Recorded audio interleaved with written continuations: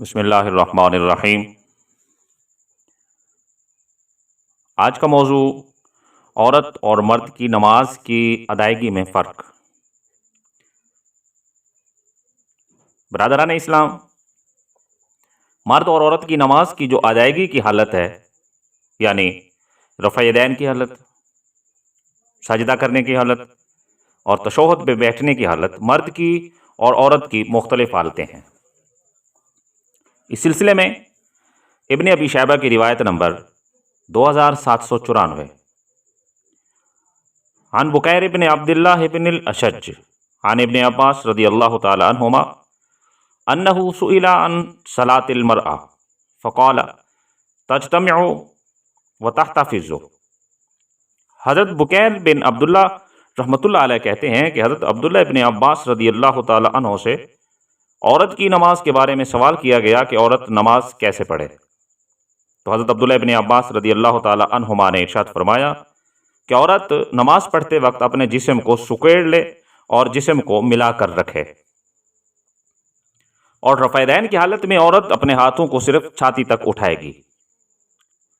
इसके बारे में इब्न अबी शैबा की रिवायत नंबर 2486 हज़रत आता रदियल्लाहु ताला अन्हु से सवाल किया गया कि औरत नमाज में हाथ कहाँ तक उठाए।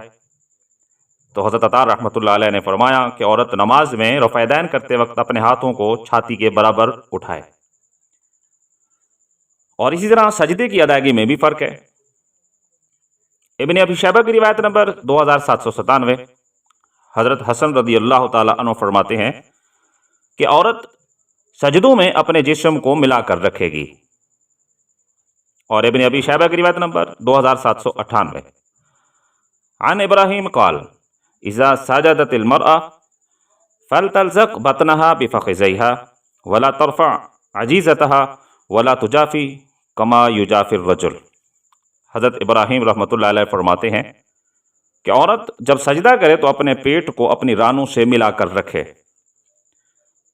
औरत जब सजदा करे तो अपनी सुरीन को बुलंद ना करे और मर्दों की तरह अपने जिस्म को कुशादा भी ना करे। और इसी तरह इब्न अबी शैबा की रिवायत हज़रत अली रदियल्लाहु ताला अन्हु से है, और ये रिवायत नंबर 2793 हज़रत अली अल मुर्तज़ा शेर खुदा रदियल्लाहु ताला अन्हु फरमाते हैं कि जब औरत सजदा करे तो अपने जिस्म को सुकेड़ ले और अपनी रानों को मिलाकर रखे, यानी अपनी रानों को अपनी पिंडलियों से मिलाकर रखे। और कंजुल उम्माल की रिवायत नंबर 22400 हज़रत अली अल मुर्तज़ा शेर खुदा रदियल्लाहु ताला अन्हु फरमाते हैं कि जब औरत सजदा करे तो उसे चाहिए कि अपनी रानों को मिलाकर सजदा करे। तो प्यारे दोस्तों, इसी तरह औरत के और मर्द के तशहुद में जो बैठने की हालत है उसमें भी फ़र्क है। इब्न अबी शैबा की रिवायत नंबर 2799 हज़रत खालिद बिन लजलाज रहमतुल्लाह अलैह फरमाते हैं कि औरतों को हुक्म दिया जाता था कि नमाज में इस तरह बैठें कि अपने दाएं या बाएं पाँव को पिंडली और रान से बाहर निकाल लें। वो मर्दों की तरह अपने कूल्हों पर न बैठें। औरतों का मर्दों की तरह बैठने में उनके नुकसान का अंदेशा है। और सहाबियात भी तशहुद इसी तरह बैठा करती थी, और उनका अमल उम्मत मुस्लिमा की ख़वातीन के लिए नमूना है। इब्न अबी शैबा की रिवायत नंबर 2800 में है। हज़रत नाफ़े रदियल्लाहु ताला अन्हु फरमाते हैं कि हज़रत सफ़िया रदियल्लाहु ताला अन्हा नमाज में अपने दाएं या बाएं पाँव को पिंडली और रान से बाहर निकाल कर बैठती थीं।